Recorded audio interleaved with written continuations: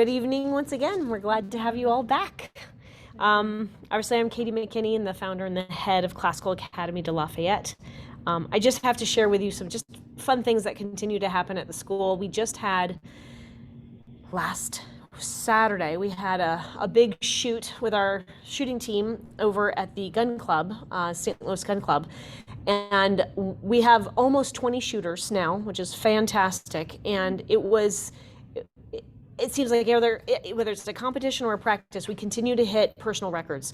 Well, we just had one of our younger students, she's 12 years old. She just hit 100 out of 100, which is unheard of. What? And the cream, you're talking like practice? no, this was in competition. And she also had a shoot off, and she also won the shoot off against an older boy. And they ended up taking her picture and they put it in the where they have a picture of all their winners. Well, the last girl to win anything was probably 10 years ago, and otherwise she's on this wall with a bunch of senior men and a couple of younger boys, and here's this 12-year-old little girl who's at 100 out of 100. The other thing that makes it even more special is on one of her shots, she thought she had missed it. And she turned around and she said to the scorer, which is what you're supposed to do, he didn't say loss, he just said, you got it. She goes, actually, I think I missed that. And her teammates turned around and said, yeah, we think she missed it too. And the scorer said, no, you didn't, I'm giving it to you. Well, that ended up getting her championship recognition. So not only did she win, but she also had an amazing moment of, I would say, moral courage and standing against herself. And in the light of integrity. It was really an amazing day. And that was just the first of many amazing. We had another shooter who she did 99 out of 100. We had other kids in the 90s. It was just awesome. When you say a shooter, you're talking about somebody aiming at a target. Yeah, trap shooting, where there's a clay target, it goes out and you shoot it. Oh, the clay. Oh, it goes up in the air. Correct. Oh, yes. It's a tough sport, but it was outstanding. So anyway, just very exciting things going on in the background of Cal. Okay, so let's get right to it tonight. Our talk tonight is a little change of viewpoint for our history series, as our country is facing difficult challenges and has over the last few years with the pandemic, with now a war, with a nuclear nation, and the current roaring inflation and shortages. Leadership is on the mind of many voters as we approach election time this fall. Having grown up in a family with a father that had an Ivy League history degree, our speaker, Keith Preston, has been regaled with stories of heroes and goats in positions of leadership. His presentation tonight, an examination of what Theodore Roosevelt's example can tell us about our search for guidance in this critical point in American history, began with a 2-week course that he gave years ago for adult education. By the way, no one called him Teddy. They called him TR. So they never called him Teddy to his face. Most historians just use TR when they're referring to the man whose image resides on our monument, as you can see here, at Mount Rushmore. So now we're going to take a look at the very human example of our 26th president and what his triumphs and his mistakes tell us about what we should seek in current leadership, or our search for current leadership. So please help me welcome Keith Preston. Thank you, Katie. I gave her that information, and I should have also added that, interestingly enough, after his presidency, he even preferred to be called Colonel Roosevelt, to be calling Mr. President, which every president is entitled to for his life after his presidency. But he always wanted to be called Colonel Roosevelt, and we'll talk about why. That was the big moment in his life, the time when he was Colonel Roosevelt. So anyway, here you go. You see up here, those of you who are watching online, of course, and those of you who are watching here in our classroom here at the Classical Academy de Lafayette, you see Mr. Roosevelt, President Roosevelt, Colonel Roosevelt, nestled in between Thomas Jefferson and Abraham Lincoln. And of course, a little bit farther out of the picture to your left there would be George Washington. And a lot of people don't really understand, so why is he there? Now, of course, part of it has to do with the fact of when Mount Rushmore was constructed. It was mainly, it began this design in the 19 teens, in the 20s, and finished in the 30s. So this is probably, if it done a decade or two later, it might have been Franklin, his cousin, instead of Theodore. But I think there are many reasons why Theodore is there. And I think the character of his life, the examples of what he did in leading, and what that says to us about what we're looking for, what Americans look for. We look for a different kind of leader than a lot of the countries do. So that's going to be the basis of our presentation tonight. Now, we have seen over the last number of years, constantly he shows up in popular culture. If anybody ever watches them run around during at the, I think, the fifth inning at the Brewers ballpark, they have four presidents that run around, and Teddy Roosevelt on the left side is one of the ones, and they have this little race that they have every time. And so when I saw that, I thought to myself, how many of the kids in the stand watching this baseball game even know who those characters are, particularly the one with the Nez Perce and the mustache. In the center is a little clip there from the movie you may have remembered that was very popular, a comedy years ago, Arsenic and Old Lace. And the old ladies who are a little crazy, who sometimes permanently put some of their boarders to sleep, and the cousin that there's crazy, and he thinks he's Teddy Roosevelt. And so he's got the pith helmet in there, and we'll talk about why Teddy often is pictured with a pith helmet later on this presentation too. And then, of course, a lot of new generations got informed about Teddy Roosevelt, Theodore Roosevelt, President Roosevelt, from the movie series A Night at the Museum. There were two of them, and Robin Williams exuberantly playing Theodore Roosevelt in the museum, coming alive in that piece in there. And that's the picture on the right there, him with the lead character, the museum guard, during that period of time. So he's still in popular culture, even though he's been gone over a century now. And so you say to yourself, why? And anyone who knows his life story understands why. This is a man who passed on when he was only 60 years old, and yet he lived about 5 lifetimes in those 60 years. He was known at different points in time in his life as a conservationist. He was the governor of New York at one point in time, police commissioner of New York City. He was the only president who was a Medal of Honor winner, even though it was given posthumously many years later. President Clinton completed that. He had originally been proposed for it, and he would have earned it had he been given it. But whoever was in charge knew that would boost his political career, and so they made sure he did not get it. And someone dug that up years later, and President Clinton has always been a fan of Theodore Roosevelt. And so he said, we're going to do this. So 4 days before he left office, he issued a proclamation that Theodore Roosevelt is a Medal of Honor winner. He's the only guy who's not only a Medal of Honor winner, but also a Nobel Peace Prize winner. And to most people, that would seem like a contradiction. But Theodore Roosevelt himself lived a life of contradictions. Master game hunter and conservationist. To most people, that would seem like a contradiction. We'll talk about why that is not in our presentation. Author, 35 books. The first of which he wrote, he was a second term, junior and senior years at Harvard University. He wrote a book on the Naval War of 1812, and it is still considered to be one of the most reputable books on the subject. People still use it as a source because he went right to the archives in order to write that book. He's a historian. He wrote about different historical facts. He was a hunter. He wrote about his family. He put together books made out of the notes in some of the papers when he was in these different political offices. His favorite title, as I said, was colonel. And what was he colonel of? A volunteer regiment in the Spanish-American War, and we'll talk about that. He was a rancher. At one point in time, he was at the absolute bottom, the nadir of his life and things that had happened, and he went out for about 2.5 years and lived at a ranch in the middle of the Dakotas. He was a boxer. That's how he attracted his first wife, is that he asked her to come watch him box one day. And so he got absolutely, completely demolished. But the girl did fall in love with him, and that later became his first wife. Many people know the story of how he was the savior of college football. College football was going to be banned because of the number of deaths that had been and the fact that they weren't going to make any safety changes. And Roosevelt knew that that was an important part of a young man's life, was that experience of being basically in battle. And so he worked together with the NC2A, and eventually the NC2A begins to happen because of Roosevelt's work, and protections were put in the NC2A football that kept them from banning football. And so in many ways he saved college football. It's a bigger story than that, but I've only got 50 minutes or so. And then he's the first modern American president. What does that mean? What that means is this is the first man who interpreted the constitutional assignment of powers of the presidency, and wherever there was a question or maybe a gray area, he took it.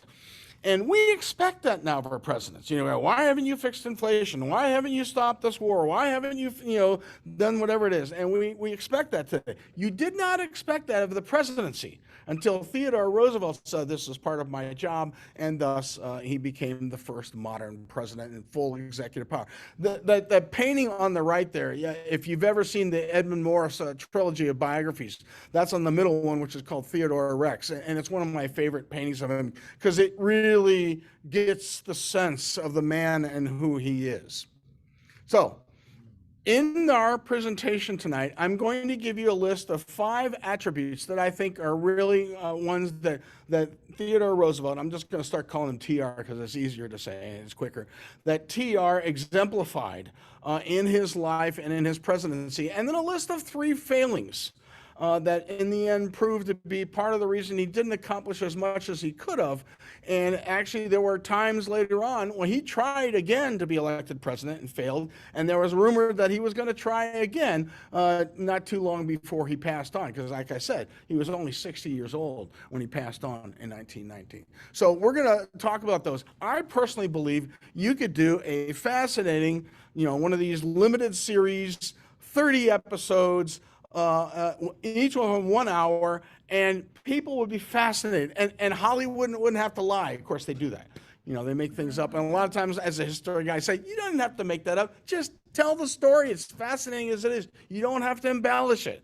If you actually tell the true story, you would find every one of these things fascinating because of the man and who he is. So tonight we're really going to try to just deal with the facts, some of which are amazing and some of which today would get him canceled.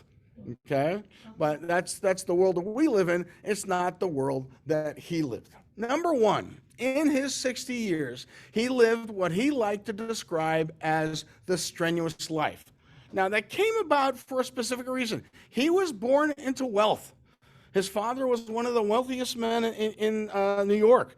And as such, there's a wonderful picture that you can find in some of the books about Abraham Lincoln. When Abraham Lincoln died, there were funerals all over the eastern part of the country. And one of the funerals went on one of the main boulevards in New York City. And there's a picture of that, and we know the building that is, and there's an open window, and you can see 2 very faint little figures in there. And it's 5-year-old Theodore Roosevelt and his lifelong friend Edith, who are in his father's office building there, watching Lincoln's funeral go by. Kind of neat the way that kind of ties in, that he's going to be president later on. But as a young man growing up, he is very sickly.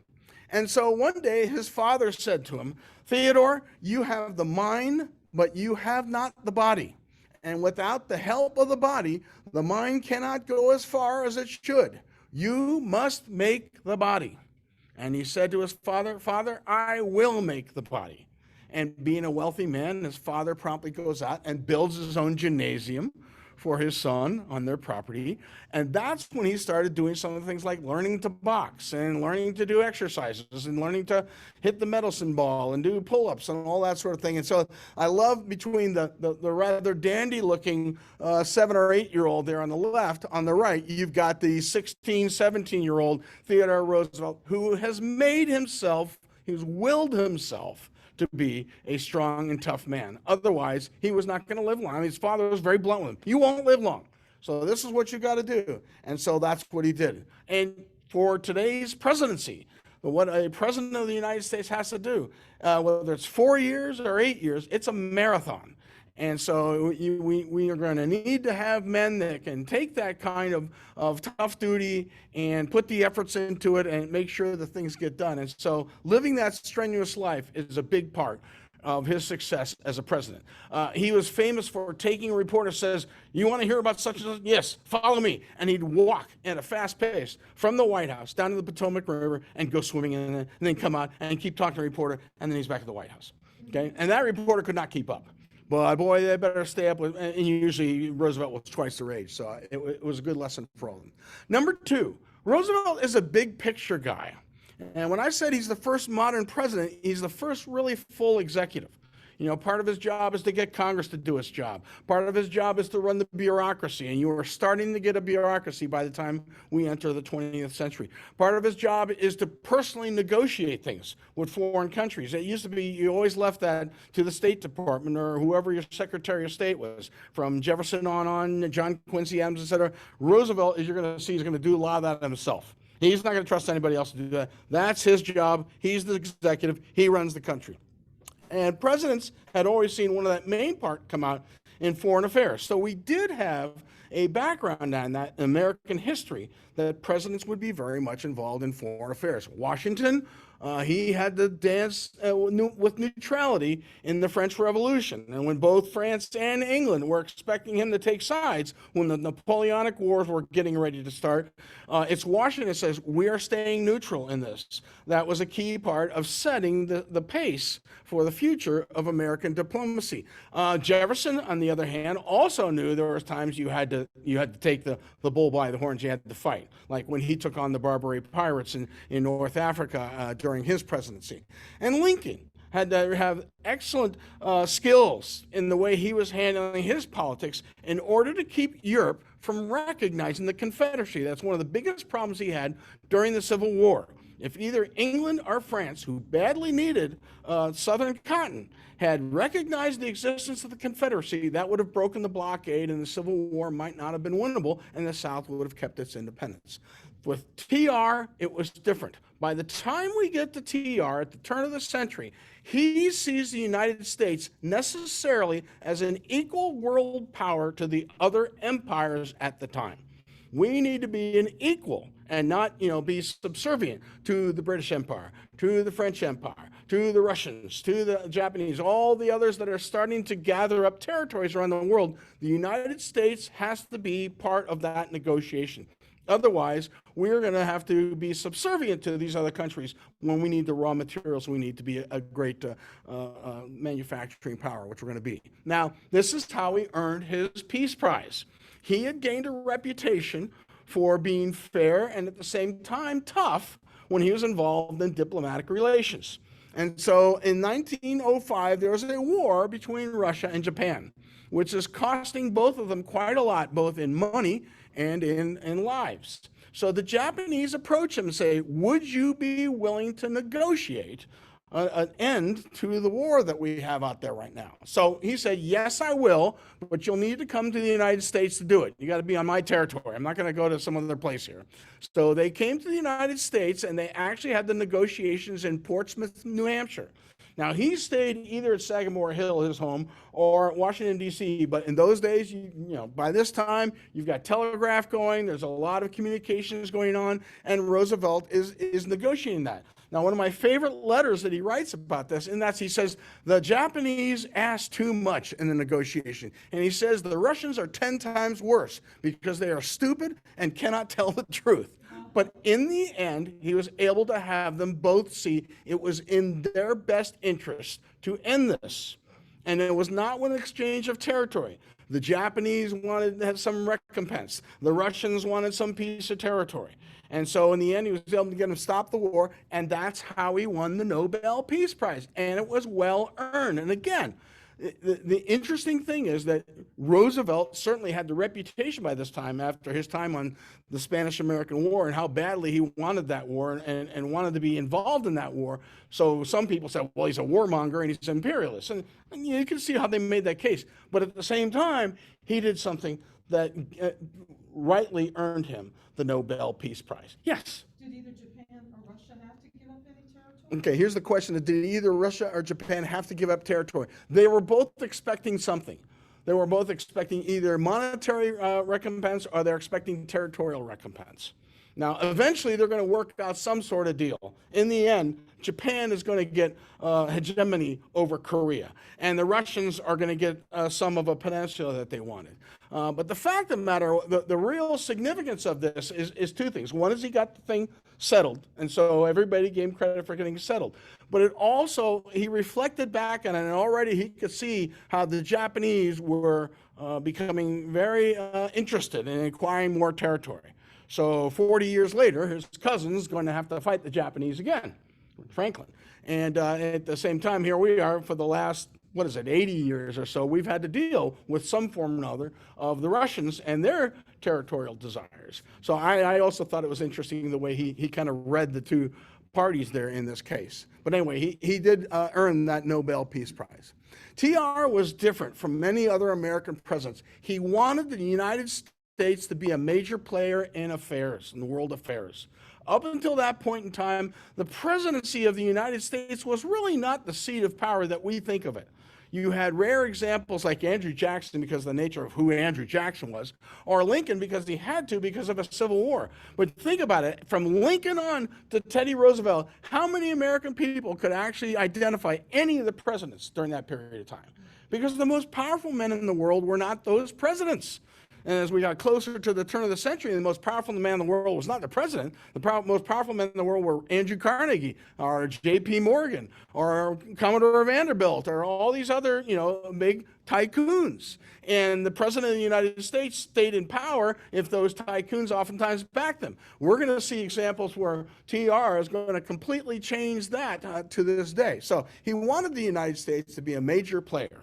And his work in getting this peace negotiation and foreseeing the future going forward very much echoed what Kissinger later did in the 70s, both in the Nixon administration and the Ford administration, for what we called realpolitik, which means we're going to, rather than just saying we don't like communist Russia, we're going to have to find a way to deal with communist Russia. In fact, maybe the way to deal with communist Russia is to send Nixon to China and shake hands with Mao Zedong. And so now suddenly the Russians have to be wary that the Americans are kind of cozying up a little bit to their enemy China right across the border. That was calculated.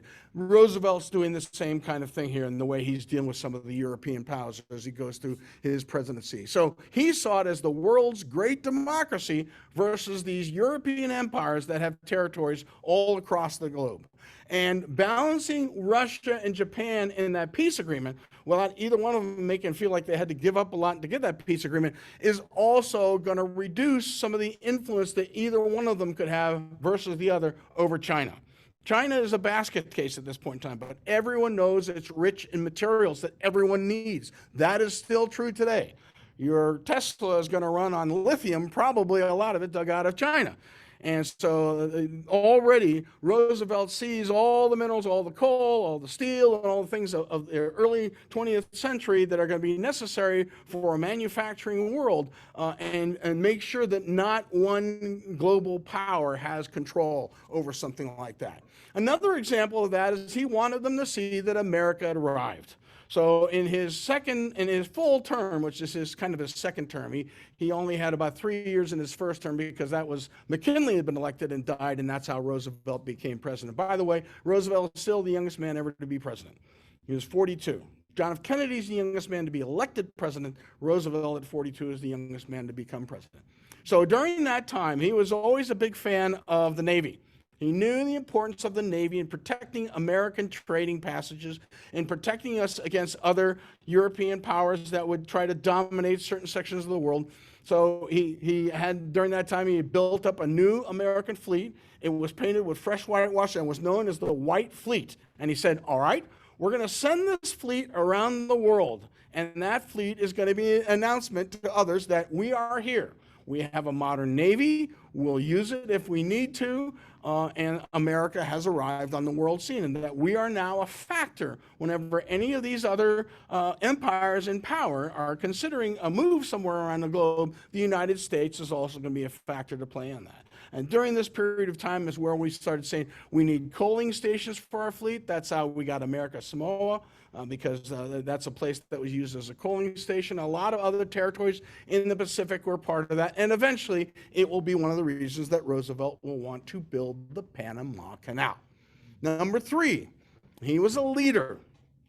Teddy Roosevelt, or Theodore Roosevelt, TR, never said, all right, go get him, guys, charge. He said, follow me. That's what a leader does. Those of you who've seen the Band of Brothers series, which you've heard me talk about before, one of my favorite series ever on TV, that was Dick Winters. Dick Winters said, okay, on my move, I'll go, you guys follow, kind of thing. And that's what a good leader does. And that's what Roosevelt did. When he charged up Kettle Hill and San Juan Hill in the Spanish-American War, he wouldn't do something risky. He wouldn't tell someone else to do something risky that he himself wouldn't do. And so when they charged up that hill, he said, follow me. Now, how did he get to that position? He was Assistant Secretary of the Navy at that time, which actually was kind of advantageous because the Secretary of the Navy was a hypochondriac who was always sick. So since he was almost always sick, guess who was running the show? The Assistant Secretary of the Navy, Theodore Roosevelt.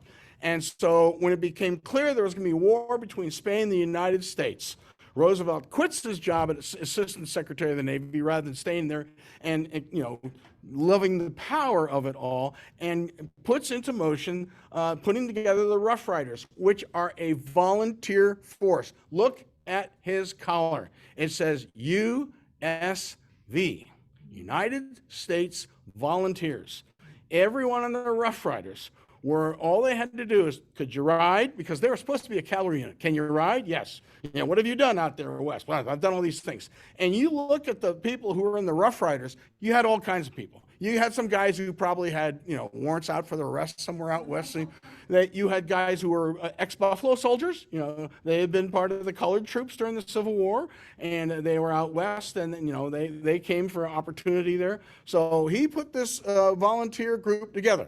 And the Rough Riders were his creation. And he paid a lot of his own money. Remember, he's wealthy, to not only get his own uniform, which as you can see looks kind of spiffy there, but to help out with the others, bought some of the horses. Now, you're saying to yourself, so if they're cavalry, how come we see them running up the hill? Because none of the horses made it onto land. Because whoever brought the ship did not bring it to an area with a pier. So at first they said, well, let's see if we can get them ashore. First couple of horses, boom. Yeah, that's right. They drowned at the bottom of the ocean. And after that, leave the horses here. We will fight the war as dismounted cavalry. And that's what the Rough Riders were. They call themselves Rough Riders. He had a horse once in a while, but not once he got into combat. They fought as dismounted cavalry. Anyway, and I'll get to this a little bit more later on. Even late in his life, he wanted America to get involved in World War I.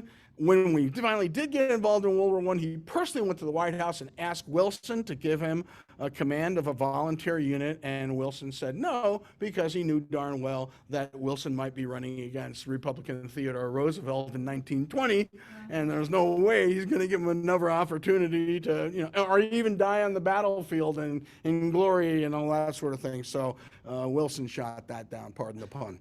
Okay. All his life, he was a leader. Early on in his youth, he was the New York City Police Commissioner.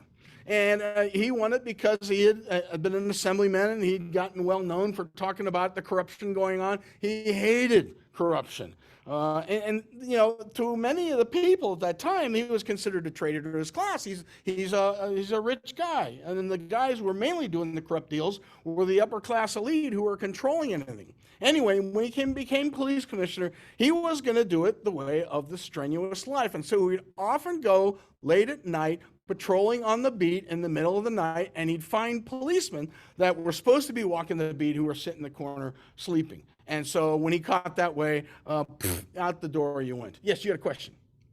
No, okay, you're just holding your hand up. So late night patrolling cops, sleeping on the beat. He went around, as many of you probably heard of the famous photographer Jacob Riis. In fact, I saw here at Cal, we've got a student that's done a little presentation on that. Jacob Riis and Teddy Roosevelt would go out at night on the beat And, they would identify some of these places where these kids are sleeping out in the stoops tonight, and later on Reese would come back in daylight and take pictures that he had found those locations walking the beat with New York City Police Commissioner Theodore Roosevelt. So that's how that happened. He also went through the ranks and looked around and he saw, gee, there's some detectives here that wear really nice clothes and have really nice homes.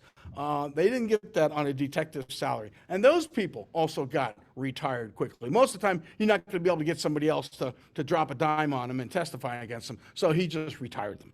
And so very quickly, he cleaned up the police force in New York City. And this is a popular cartoon at the time. The guy who's driving it is the guy who supposedly his district is up at the legislature, up in Albany. And here's Theodore Roosevelt riding in the back here, getting all the cheers of the people for cleaning up the corruption and getting the police back on the beat. And you see the people have been beaten in the background. One of the guys getting beaten, and it says New York, and he's getting beaten by thugs. And here comes Theodore Roosevelt. He's going to clean things up. And if you can't see it, it says Roosevelt, able reformer, is what it says on his nightstick there. So once this starts happening, the elites are looking for a way to get him out of there. Just take that guy and promote him out of the way. Bump him upstairs. You couldn't fire him because the people loved him. So you find a way to promote him to somewhere that gets him out of the way. And eventually, not this time, but eventually that kind of attitude is what's going to make him vice president. And they thought they had fixed his wagon, and that's part of our story. We'll talk about that. So when they made him vice president, after the Spanish-American War and his heroism there, and all the newspapers had something to talk about, the Assistant Secretary of the Navy that had charged up the hill, leading the charge, and there's a great picture of him with all the Rough Riders up there at the top of the hill. And so he knew exactly what he wanted to do with that. Right away, he runs for governor of New York and is elected. And again, he's going to clean up things. All the guys that are on the take, beware. Here comes Governor Roosevelt. You see, you can't bribe a rich man. And so that wasn't going to work. So once again, what do we do about it? The public loves him. He's going to get reelected if he runs again. And at that point in time, McKinley was getting to run for reelection, and his vice president had passed on. And somebody says to a couple of bosses up in New York City, up in Albany, perfect. Let's make sure that McKinley makes Roosevelt his vice president, and that'll put him out of the way because there's no power in the vice presidency. Today, we look at it as a stepping stone to the presidency. We look at, the current president was vice president one time. We've done that a number of times. George H.W. Bush was vice president. But in those days, the Secretary of State position was the ticket to the presidency. Vice presidency was kind of, good job. Well done. Thank you very much. Have a nice retirement. See you later. And then what happens? Something very unexpected. And now he had to take that. He didn't want it because he knew what it was. It was the dead end position they wanted to put him. There's no power. Ask Kamala Harris. You get to break some tie votes once in a while. That's all you really get to do, and run a few meetings if you want to. And a lot of times, vice presidents, for instance, when Jefferson was vice president, he almost never went to Washington. He stayed out at his home the whole time. So he never even came into town. Number 4, he hated privilege and corruption. So after McKinley's assassination, what happens? Their worst nightmare. We thought we got rid of this guy. Now he's president of the United States. And not only is he president of the United States, but he's not worried about what his popularity is like with the powerful people that usually are the ones that put you in office. He trusts the people, and the people trusted him, and he knew that. As far as the powerful were concerned, he was a traitor to his class. He's a rich man that comes from the elite, and here he is, playing to the voters instead of playing to the moneyed powers at that time. So he's going to go full force and clean up the United States of America, just the way he tried to clean up New York City with the police situation and some of the corruption going on in the state of New York when he was governor. In 1902, there's a coal strike, and the whole country is going to have people dying from freezing if they don't work out the coal strike. Now, TR does something that's not a constitutional power. He sends out a note. I want the leaders of the coal miners union, and I want the leaders of the coal owners, the mine owners, to come to Washington, D.C., and we're going to negotiate an end to this coal strike. And the miners' organization said, we don't even want to talk to these guys. The union, they're a bunch of thugs, they're not equals of ours. We will not talk to them. Roosevelt wrote at one time in his diary, he says, if I could have, I would have grabbed one of them by the nape of the neck and his feet, and I would have thrown him right out the window of the White House. But he knew that he had to make clear that they had to negotiate an end to this because people were going to die. And one of the things he did is something that Truman later on used one time too. He says, if I have to, I'll send in the United States Army or the Marines to guard the mines and keep them open and allow the miners to go in. So when he made that threat, it was clear, you can't do that. Yes, I can, because I'm the commander-in-chief and I can use the armed forces. And well, I never, that sort of thing. Well, it worked. The coal strike was ended. And from then on, we've seen that happen before. Truman did that with a steel strike when he was president. Presidents saw that they had the power to do things that were within the certain parameters of what the Constitution gives them as the chief executive. And there's that quote I talked about throwing them out the window. Presidents had never done that before. Theodore Roosevelt was the one who set new precedents as a modern American president. So you didn't want to get in his sights. If you got on his wrong side, he was like a dog with a bone. He was going to go after him. And if you can't read it, those of you who are watching online, there's a little quote of his next to his picture at the bottom says, to dissolve the unholy alliance between corrupt business and corrupt politics is the first task of the statesmanship of this day. It's a very famous cartoon that had been released by Puck a number of years before that was called The Masters of the Senate. And it says all these big guys in the back of the Senate who are really running the Senate. It's the Steel Trust and the Coal Trust and the Sugar Trust. And there was a trust for every industry just about at that time. And so Roosevelt says, somebody's got to go after that. Here's my next favorite quote here. When they call the roll in the Senate, the senators do not know whether to answer present or not guilty. And typical Roosevelt, yeah. Commenting on the cartoon that was on the prior slide, so I see that he's shooting the bad trust. There. The other one appears to be on some kind of a good trust, yes. He didn't go after every trust. Good trust. Well, that's the thing. It was what he decided. And then this is something that we'll talk about a little bit later when we talk about his three failings. This is something that after a while, he had kind of his own sense of what was right and wrong. And you may or may not be able to find that in the law, but as far as he is concerned, the people had chosen him to be president, which meant that he had the power to make that decision. As long as it wasn't unconstitutional, then he constitutionally had the right to decide to tell the Justice Department, go after this trust, but not after this trust. Okay? And that is one of the criticisms that there always has been about Roosevelt, that people have made him as a better guy than he is because he picked and chose which trusts he would go after. Okay. So, once again, about the same time as the coal strike has been solved, Roosevelt has decided that he's had his eye on a deal that J.P. Morgan, the financier and also a trust man himself, has gotten together with two of the other big railroad trust men who own big pieces of railroad in the northwest part of the country. And they're going to merge and call it the Northern Trust.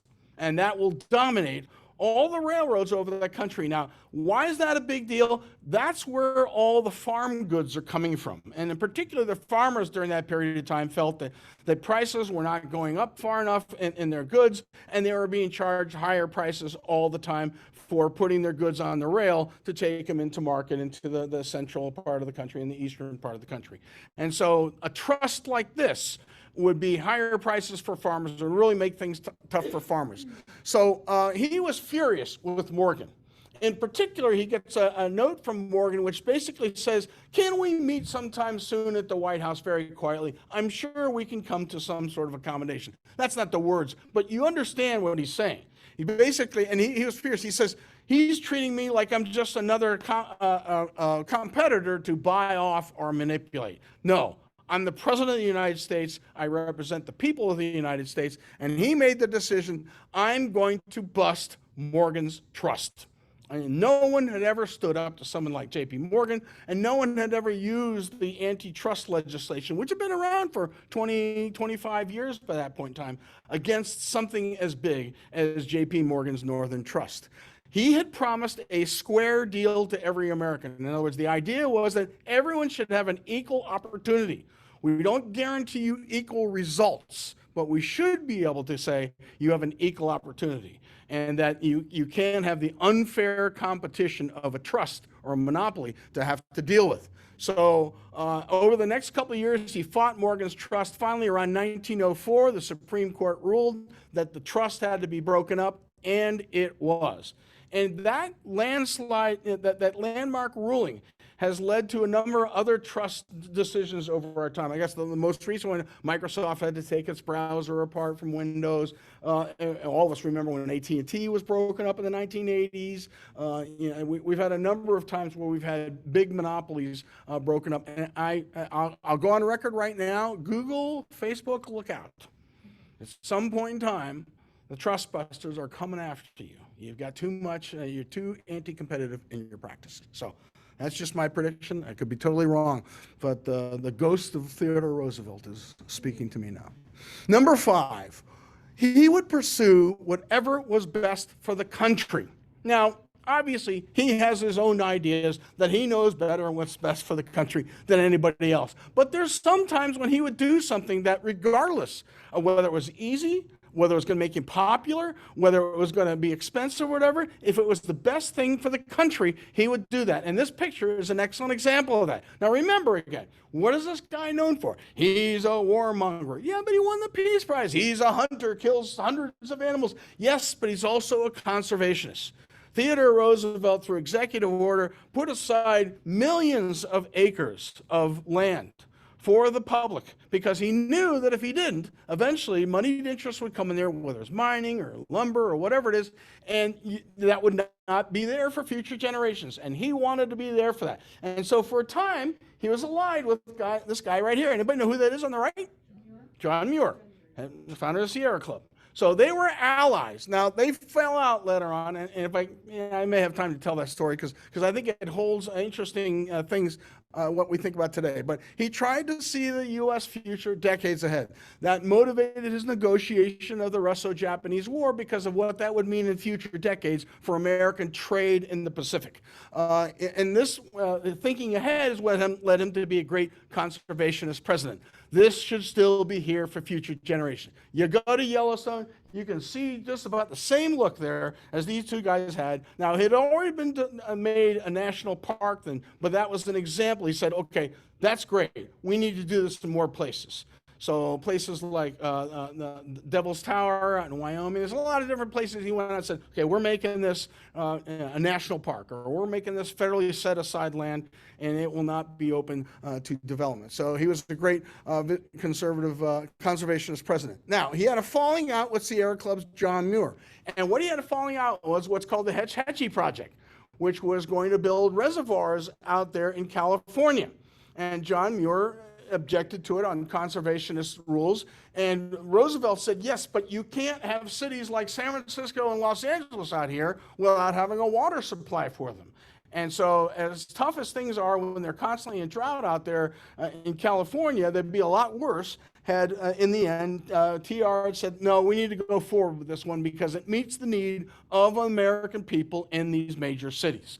And that's where he and John Muir had their falling out, and that development of things for the water supply. He did set aside lots of forests, and it required, if you're going to do anything in some of these federal lands that have forest on there, if you're going to develop any of them, you have to replant.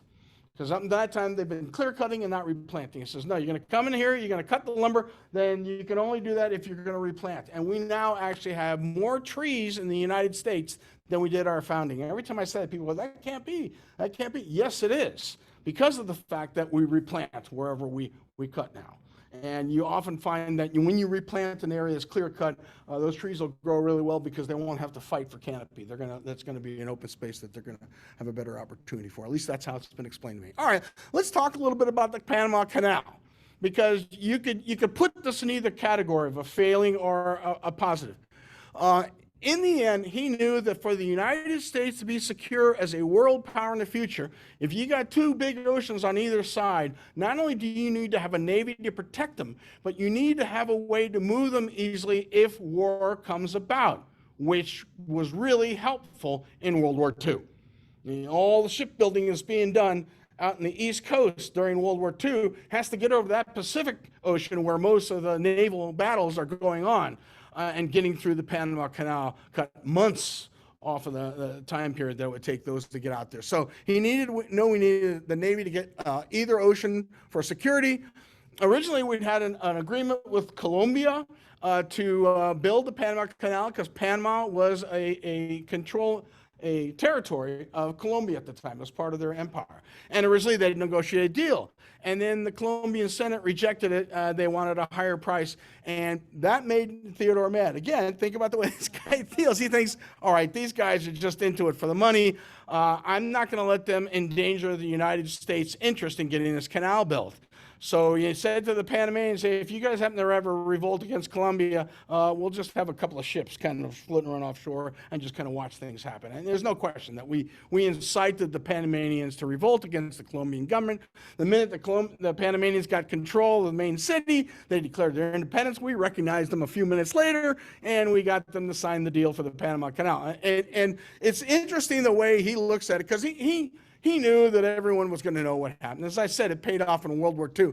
He said, I felt they could debate whether or not we should find this way to get the Panama Canal for many years. And instead, they could debate me, which is exactly what we've done ever since. We've debated, and it's pretty clear that he did more than just stretch the understanding a little bit. We basically said, I want it, I'm going to take it. But the world has used the Panama Canal since then, and it would not have gotten done without someone like Theodore Roosevelt. So we're going to get it done. In fact, that's a picture of him during the construction of the canal, sitting in one of the steam shovels.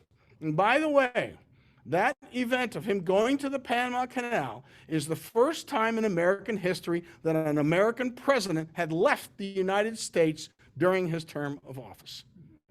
Okay, and it wasn't completed until many years after. During the middle of World War I is when it was finally completed. So it was not finished in his term. Okay, all right, failings. Yeah, go ahead. Out of curiosity, because it's a black and white photograph, I've read or I've heard that when he visited, he was in a white suit. Is that true, or is it? You saw him there. It's a white suit. That's what most people did in those climes because it's so hot. There's no air conditioning, and he's, shall we say, a full-figured guy.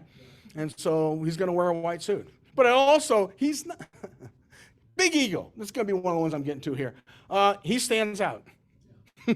you know, oh, that's Roosevelt. How do you know? It's the guy in the white suit, the white brim hat, and the whole thing. You know, and it's expensive. You can tell right now. That's not a cheap white suit. That's an expensive white suit. Yes? Wasn't malaria a real problem during the building? Yes. The question is, wasn't malaria a real problem during the building? It is. One of the side benefits, if you will, of the Spanish-American War was the discovery of what causes malaria, which is, of course, the mosquito larvae. And I believe it's the hospital, Walter Reed Hospital. Walter Reed is the doctor who figured it out. And that's why they named the hospital in Washington, D.C. after him. Walter Reed figured out, hey, we can cut down on malaria if we'll spray oil on top of all the sitting water around there, and just the malaria cases plummeted. We had maybe 150 people die in the Spanish-American War from combat, but about 3 or 4 times that died from yellow fever or from malaria. Yeah, so that helped a lot. Failing number 1. He could let his emotions get away from him. Now, when he decided, and he always said this is his greatest mistake, and it probably was, when he got elected in a huge landslide in 1904, he says, I will not run for another term. This is my last term as president. And he said later on, not many years after that, said, biggest mistake I ever made in my life. So as he's coming to the end of his term in 1908, his closest advisor, his Secretary of War, is William Howard Taft. Most of us just know him as the really big, huge president who had to have a special bathtub brought in that would fit him. But they were close friends. And so he basically said to Taft, he said, you got your choice of either. You can either be president of the United States. If I back you, you'll get elected because it'll be considered a third term of TR. Or you can be Chief Justice of the United States Supreme Court. Now, this is something I used to teach about in my First Ladies class, but the reality is the reason Taft eventually says, I'll be president, was because his wife, Nellie, wanted to be the First Lady. And the irony is he got to do both. Later on, Taft was made Chief Justice of the United States Supreme Court. He's the only man who's been both president and Chief Justice. You can go see his tombstone. It's got it written on there in Arlington Cemetery. So. Yes, that's true. But the big one is to be Chief Justice and President. Nobody comes close to that, and I don't think we ever will. We almost had one who was Chief Justice who was running for president, but did not win the one. Yeah, go ahead. You were going to say? I'm sorry. Okay. Anyway, so back to this. So he could let his emotions get to him. Now, after he lets Taft be president, he says, I'm going to get out of the way here and let him be president without my interference. And that's when he goes on about a year and a half safari in Africa. And people have always said, they got these horrible pictures they see of all these guys that he shot. But every one of those things were taxidermies and sent back to museums and natural history museums. So they didn't just shoot them and just leave them there or take them. He used them, he directed, where each people would write him and say, well, if you come across a rhinoceros, we could use one for our natural history museum. So if he shot one, then it would go to that museum. So it wasn't wasted is what I'm saying. But anyway, so he does that for a while. And for years after his presidency, he hears about what Taft is doing. And finally, it gets so bad, he feels like Taft has basically shafted him. He's gone more to, what do we say, turn to the dark side in his mind. That Taft had gotten too close to the business interests and then thrown out a lot of people that were in Roosevelt's administration that had been the conservationists and the one that were more progressive along the way that what progressive meant in the early 1900s. So he decides he's going to run against Taft in 1912. Now, there aren't as many primaries in those days, but every single primary won. And he actually won more delegates than Taft did. But Taft's people controlled the nominating convention and the rules. And a lot of Roosevelt's delegates were denied seating. So basically, they stole it from him. It was pretty clear that they did not want Roosevelt to come back in there and throwing the bums out again, like he had done before. So they stole it from him. And so he goes across the street, let's get ourselves organized here. We're going to have our own group. And that's when he became the Bull Moose Party. He set up a party that was called the Progressive Party. And he was asked by a reporter, do you feel your health is good enough? I heard you came out of, Africa with malaria and stuff. He says, I feel strong as a bull moose. That's how it was called, the Bull Moose Party. And so here you get this very famous cartoon with Roosevelt's mug on it and the bull moose things there.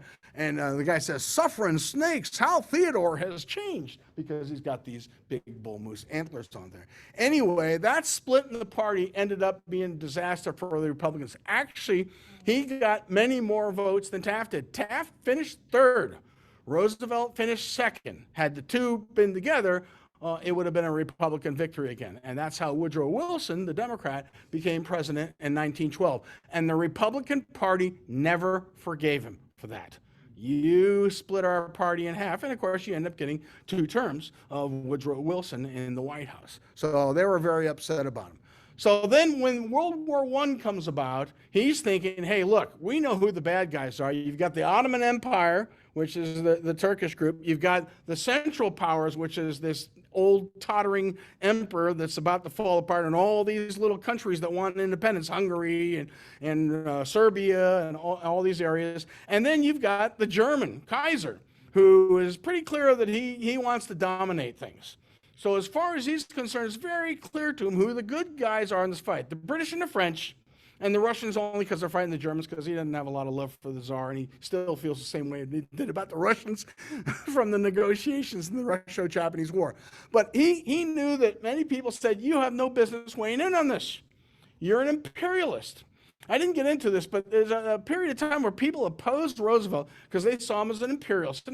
And by definition, today, he was. We won the Philippines out of the Spanish-American War, and we did not let them have independence. We won Cuba, and they had independence, but American business interests were in control in Cuba, which is why you eventually had the Castro Revolution, because of the years of that. So in many ways, you could certainly see why he was an imperialist. And the people who imposed them were called anti-imperialists. So there are people that people like Mark Twain and Jane Addams, William Jennings Bryan, Grover Cleveland, they were all anti-imperialists. And to them, Roosevelt was the ultimate example of an imperialist.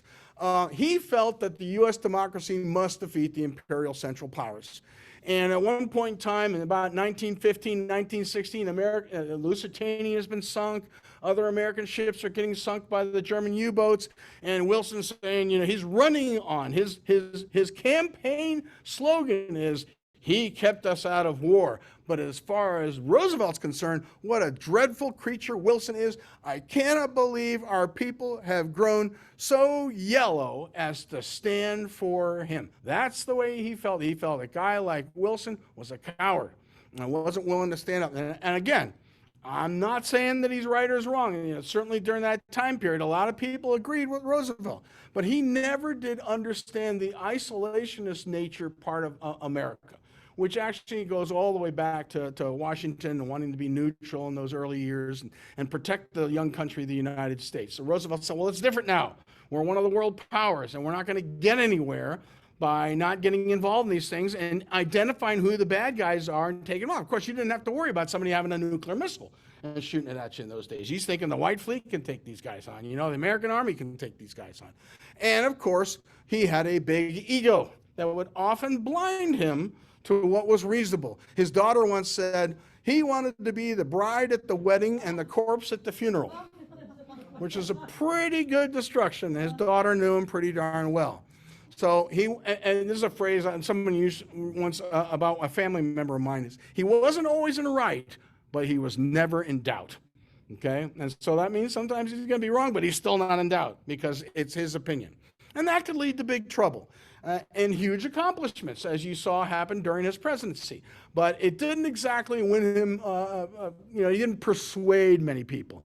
He either, or you already agreed with him, or he rolled you over. Another person once said, when you go to meet Theodore, you shake his hand, you listen to him talk, you go home, and you squeeze the personality right out of your clothes because it's just been all over you. So he's really a bigger-than-life fellow, which makes him kind of interesting. And then finally, number 3, too often he saw himself as infallible. And a good example of this is a very sad moment when he was president. There was an incident in Brownsville, Texas, where there was a clash between a group of colored soldiers. And at that time, remember, we still did not have an integrated military, but there were black soldiers in World War I.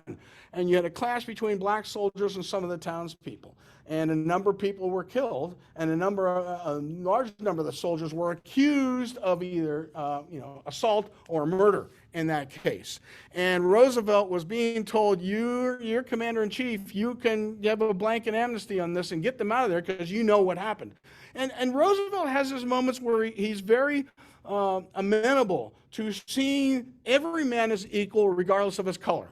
Okay, today they would call him a racist for certain attitudes he had, but in his day he was very progressive on that. But in this one he was not, and it probably was politics, unfortunately. So he saw no, my mind's made up. That's what I'm going to do. What he said is, if they're innocent, they can prove they're innocent, and then I'll reinstate them into the Army. And 6 Medal of Honor winners were part of the group that had been arrested and had eventually, they had given them a dishonorable discharge. In those days, you could not find a job if you had a dishonorable discharge if you've been in the military. So it's probably an area where Roosevelt's ego and his thinking of himself as infallible really hurt him. And it's kind of one of the biggest black marks on his presidency was the way he judged things about that. And I think he misjudged the politics of his successor. I think he didn't understand that not everyone can stand up to influential people like he does. Taft was a much more easygoing guy. He should have been Chief Justice. He should not have been president. But he couldn't even say no to his wife. And so he ended up being president. So he was just very harsh about that. In the end, he wanted to, once again, I told the story a little bit earlier, wanted to lead a volunteer group over to Europe in World War I. And Wilson shot him down.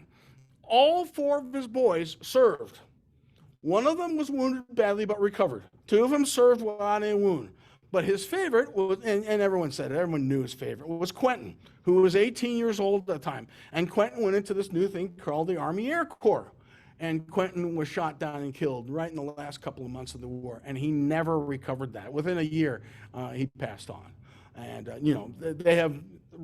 they say this is what happened, this is what he died from, but I believe he also died of a broken heart. He just never got over Quentin's death. Yeah. Speculation of who the president would have, or at least the Republican nominee would have been in 1912 it would have been 1908, had Taft said no to his wife and just That's a really good question. That's a really good question. It would have been whoever Theodore would have picked next. Yeah, he was a kingmaker. Taft had always been one of his closest. That's why the whole fight, it's a lot. Another thing in American history is like that is the number of years where John Adams and Thomas Jefferson would not speak to each other and hated each other. And Abigail Adams wouldn't, she wrote him nasty letters because of the things he had said in the election of 1800. And she used to call him Thomas, which somebody else besides your wife does not refer to another man as Thomas. That's how close they were. They were like family at that point in time. So I don't even know who would have been second on his list if Taft had said, yeah, I want to be Chief Justice. That's a great question. I'm sure there's an answer somewhere. I just don't happen to know that because it never got that far. I mean, he never, said, I got to think of people who I might endorse. To him, it was really, Taft has been such a loyal soldier, which is kind of funny because he's Secretary of War, but he'd been such a loyal supporter, and he thought Taft was right on board. He thought Taft was, you and I think the same way. But I just don't think Taft knew how to deal with influential people who would kind of, kiss up to you and manipulate things and get you to believe certain things. And so I think that's what happened to Taft. Yeah. So what month and what year did Teddy die? I think it was January 1919. It was before the 1920 election. They wanted to know when Teddy Roosevelt died. I'm pretty sure it was January of 1919. And when did World War I? World War I ended in November of 1918. So it's just a couple of months after the war ended. I think Quentin was killed in the summer, but I'm not sure on that. But I know he didn't last very long after Quentin died. Now, he had problems. I didn't talk about, I'm going to talk about this in a second. He went on that retirement thing in Africa and shot all those animals. He also, after he lost the campaign in 1912, went on a trip to the Amazon. I mean, who does that? Theodore Roosevelt, that's who does that. And he almost died during the trip and badly injured his leg. And I don't think he ever fully recovered from that, too.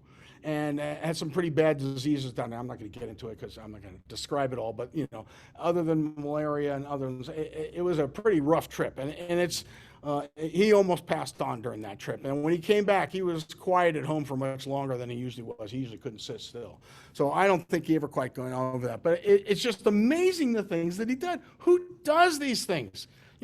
President of the United States, former governor of New York, all the things you look at that he did. And he says, I want to go out and spend a year out in Africa, or I want to go down to the Amazon. In the Amazon, this is not a cruise trip down there. There are still guys getting shot at by native tribes down there. In fact, they did lose a couple of members of the group due to different things. They had some deaths on the trip. It could easily have been Theodore Roosevelt, and he would have been okay with that. That's the kind of guy he was. Well, I died on this thing, and it was bully. That was the word that he used. I tell the kids in my class, I always say, you're the kids, they always say, awesome. In those days, everything was bully. In fact, if you ever get a chance to see it, there is somewhere, I used to have the VHS. James Whitmore did a one-man show of Theodore Roosevelt, and the title of it was Bully. And I had the script at one point in time, and it was wonderful. He did a great job of it. You have a question? Did he remarry? His first wife? Yeah, his first wife died in childbirth. Oh, okay. This is the definition of bad night. Your mother dies that afternoon. Your wife dies after childbirth that night. Right, yeah. I remember that. And that's when he turns over the baby to his sister, says, you need to help me raise this. You need to raise this child for me. I can't deal with it. And he goes out west, and he buys a plot of land, and he's a rancher for a couple of years. And kind of, he was in love with that woman. And if you've seen pictures of her, she's drop dead gorgeous. And I'm sure that has something to do with it. That's what's interesting is how he reconnects with Edith. The first time they reconnect, she comes to his wife's funeral. And then when he comes back from his experience out in the Dakotas, he looks her up again. And they start courting, and they get married, and she gave him 5 children.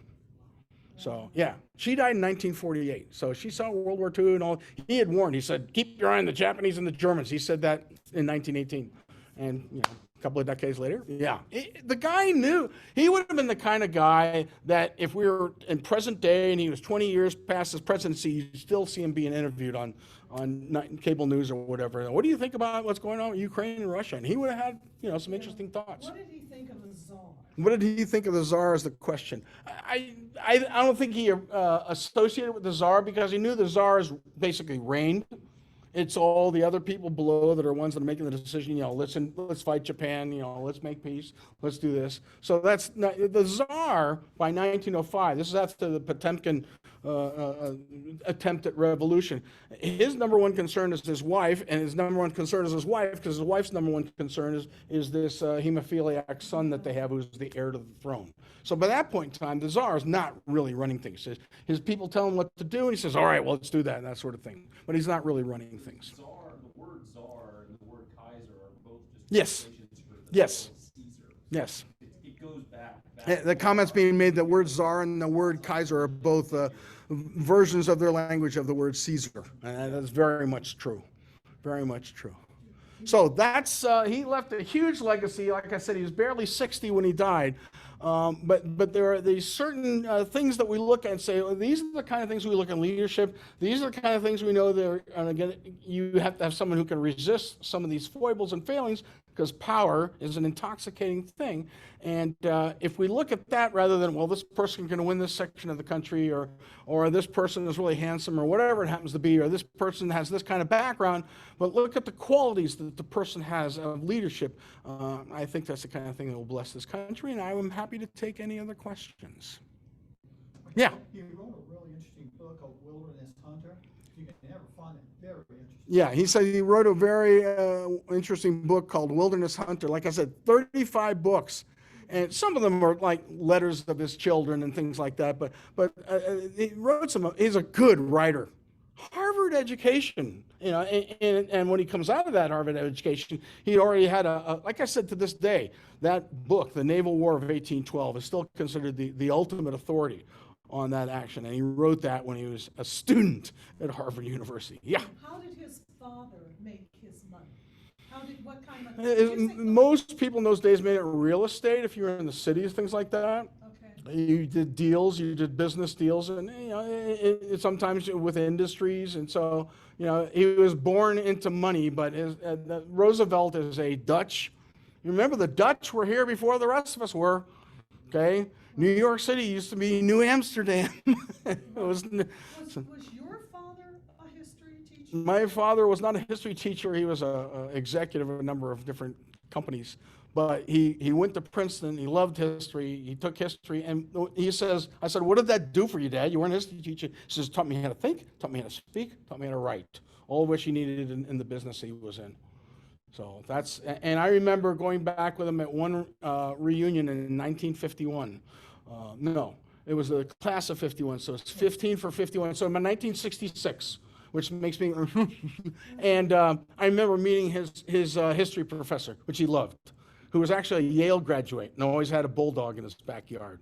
And everybody gave him a hard time about that, but he was one of these guys that was just legendary. People would say, you're going to take history, you got to take a course with Buzzer Hall. And they called him Buzzer because his hearing aid would go off once in a while and make a buzz, and so they called him Buzzer Hall. But I remember that name because I remember my father talking to me about something. He says, yeah, that's another thing I learned from my classes with Buzzer Hall. Miss those kind of things, don't we? That's when an education was an education. Yes, sir. You mentioned Yellowstone, that he created a national park. Well, he didn't. It was actually a national park before him. Okay. It was in the 1870s or so. I thought he was responsible for Yosemite, creating Yosemite National It may be so. I know that a lot of those places that maybe were already established, he expanded a lot of those areas. So rather than have a small, like say, it would just half dome, he'd say, no, we're going to add more of that kind of thing. But there's a whole bunch of places that he expanded. And then there's other places that were the first time. I'm pretty sure what's the one up that looks like the Bells or whatever up there in Montana, something like that. Anyway, I can't remember right now. But there's a lot of them when you look around at. I'm sorry? Glacier National Park. That may be one too. I know there's just a ton of them that he was responsible. Millions of acres of land. It's so odd that he was a conservationist, and then he had a fallout With John Muir over Hetch Hetchy. Yeah. Over what? Hetch Hetchy was a reservoir that they wanted to be built. And of course, what happens with a reservoir is, like, you look at Lake Mead, you have Hoover Dam, you're going to take up a lot of territory that's going to be underwater now.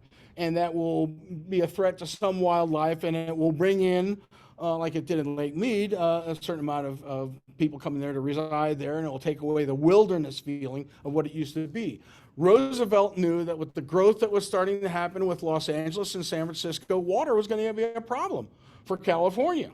And so Hetch Hetchy was part of that plan, and that's where he and Muir had a falling out. And in the end, if Roosevelt decides it's going to get done 9 times out of 10, if he's still president, it's going to get done. And he did get Hetch Hetchy done. And a lot of the water that comes to some of those areas is because of the Hetch Hetchy Reservoir. Well, it's so very obvious now that with California, the problems with fires and water and it's just. They need nuclear power and desalinization plants out there. Call the Israelis. I'm sure there's somewhere on his Rolodex, and those problems can be solved. And thank you very much for your attention today. Yes, thank you so much. And thanks to everybody online with us. A fun fact, our kindergartners have just spent, I think, a month to 6 weeks talking about Mount Rushmore. And they spent about 2 or 3 weeks on every president. So this is, again, we pull some of our curriculum out and we expand it to you so we can have that transparency. And yes. They were 6th graders? No, kindergartners. Kindergarten, whoa. Yep. Whoa. And Beth has one in the class. Have you heard about TR in your home? Yeah, she's begged me to go to Mount Rushmore. Okay, good. Good. Well, that would be a fun trip. Anyway, thanks to everyone for being online, and thank you all for coming tonight, and I hope you enjoyed it. Thank you, Keith. Have a good night. Bye-bye.